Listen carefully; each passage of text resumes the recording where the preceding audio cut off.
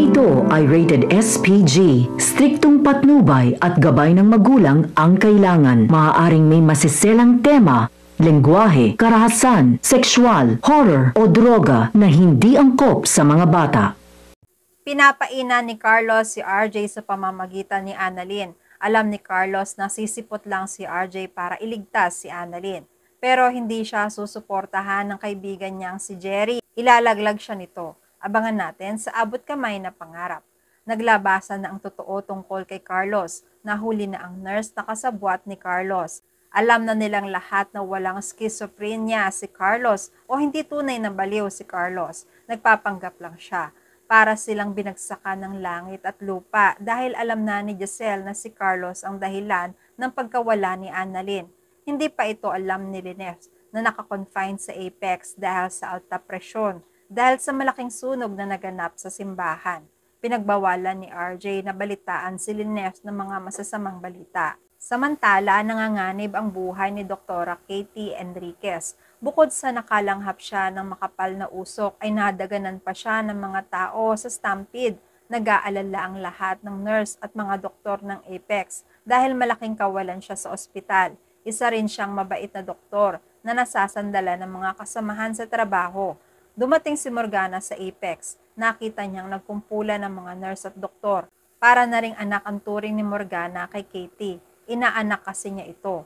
Kahit may mga pagkakontra-kontra o nag-aaway sila pero mahalaga pa rin si Katie sa buhay niya. Nag-aalala siyang nagtatanong. Ano na? Kamusta na si Katie? Nag-react ang mga nurse ng Apex, lalo na sina Ivan at Karen. Sabi ni Karen, may gana pa kayong kamustahin si Dr. Katie? Siguro kasabwat kayo ni Doc Carlos na sunugin ng simbahan para mapigilan ang kasal ni na Doc RJ. Sumegunda si Ivan. Kaya po kayo parehong nakasuot ng pangmadre dahil magkasabwat kayo. Plinano nyo ang lahat. Pero anong nangyari? Marami ang nasaktan at naging malala ang kalagayan. Sinaway sila ni Zoe. Hindi totoo yan. Napatunayan na walang kinalaman ng tita ko sa nangyaring sunog kanina. Nagalit si Morgana. Si Carlos ang nagplano ng lahat. Wala akong kinalaman dyan. Narito ako para kay Dr. Katie. Inaanak siya ni Moira kaya malapit din siya sa akin. Nakatitig ng masama sina Karen at Ivan. Hindi naniniwala sa pinagsasasabi ni Morgana. Sabi pa ni Zoe, pwede ba, imbes na magbangayan tayo dito o magsisihan, bakit hindi na lang tayo magtulungan? Lahat naman tayo mahal natin si Dr. Katie. Umaasa na maging okay siya. Ginagawa naman ni Dr. Anton ang lahat para maging ligtas si Dr. Katie. Nagsalita si Morgana. Zoe, ano ba ang kalagayan ni Dr. Katie? Sumagot si Zoe. Simula kanina, hindi pa makausap si Dr. Katie. Malubha ang kalagayan niya. She needs to transfer to the ICU. Si Morgana ay lumabas muna dahil hindi niya mapigilan ang pag-iyak. Ang iba naman ay napaupo. Mas mabuti pang maghintay na lang sa sasabihin ng naka-assign na doktor. Maya-maya ay lumabas na si Dr. Anton para magbigay ng balita tungkol kay Dr. Katie.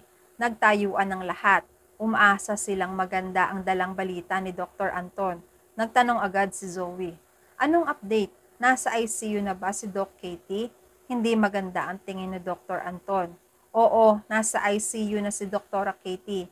Kailangan niya ng agarang lunas. Mahina ang lungs niya dahil sa pagkakalanghap niya ng makapal na usok. Dagdag pa rito ay nabali ang ilan sa buto niya sa likod. Hindi pa rin siya nagigising hanggang ngayon. Papasok sana si Morgana pero nung marinig niya ang balita ay tumakbo na naman siya papalabas. Naapektuhan siya sa narinig. Sa sasakyan niya ay hinahampas niya ang kotse niya na parang apektado siya. May konti siyang pagsisisi. Umiiyak din siya ng matindi. Hanggang sa makita siya ni Justin sa malayo. Tinawag siya. Tita Morgana. Napalingon si Morgana. Binawi ni Justin ang sinabi niya. I mean, Tita Moira. Napapangiti siya dahil inaasar niya si Morgana. Nakatingin naman si Morgana sa kanya. Galit na galit. Huwag mo nga akong inaasar dyan, Justin. Ano bang kailangan mo at narito ka? Lumapit si Justin. Nabalitaan ko kasi ang pagkasunog ng simbahan at mga ginawa mong eksena sa kasal na hindi natuloy. Nakakatawa ka. Ganyan ka pala kadesperada. Nagagalit si Morgana.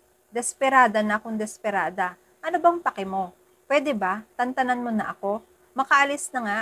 Iniwan ni Morgana si Justin. Samantala, nakita ni RJ ang kaibigang doktor ni Carlos sa Apex. Kinuwestiyon ni RJ ang pagpunta ng doktor sa ospital. Doc Jerry, anong ginagawa mo dito? May pasyente ka ba?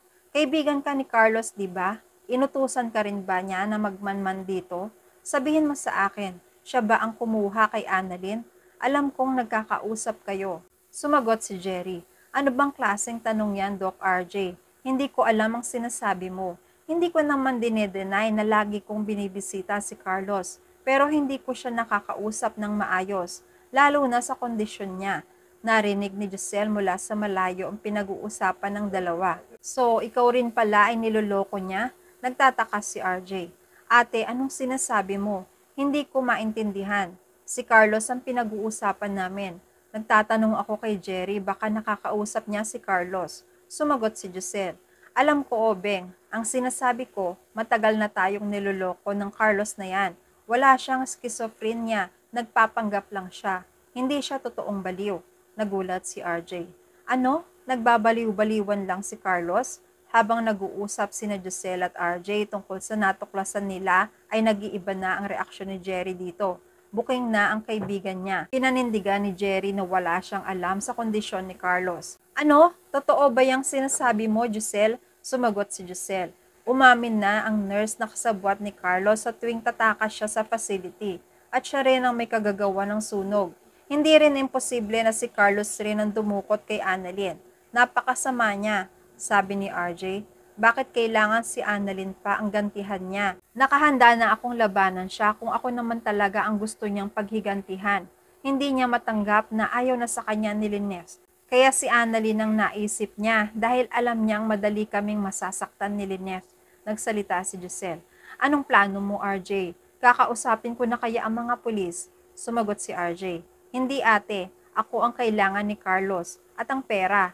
Ako lang ang makikipagkita. Mapapahamak lang si Annalyn kapag nagsumbong tayo sa mga pulis. Nakatingin at nagmamasid si Jerry sa usapan ng magkapatid.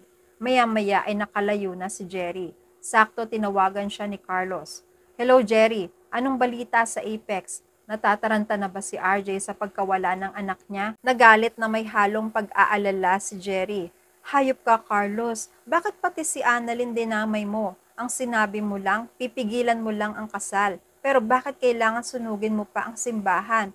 Ngayon naman dinukot mo si Annalyn, kapalit ng malaking halaga ng pera? Alam na nila na hindi ka totoong baliw. Kapag nahuli ka nila, diretso ka na sa kulungan. Kaya kung may pinaplano ka, tigilan mo na. Gigil na gigil si Carlos. Hindi ako titigil, Jerry. Gagamitin ko lang ang palitan ng pera para makaharap ko si RJ at para tuluyan na siyang mabura sa buhay ni Lynette. Nagulat si Jerry. Anong gagawin mo kay RJ? Kung gusto mong ituloy ang masamang plano, pare, labas ako dyan. Mahal ko ang pamilya ko. Ayokong madamay sa kalokohan mo. Ayokong makulong. Hanggang saan aabot ang katapatan ni Jerry kay Carlos. At yan ang mga pakakaabangan natin sa Abot Kamay na Pangarap.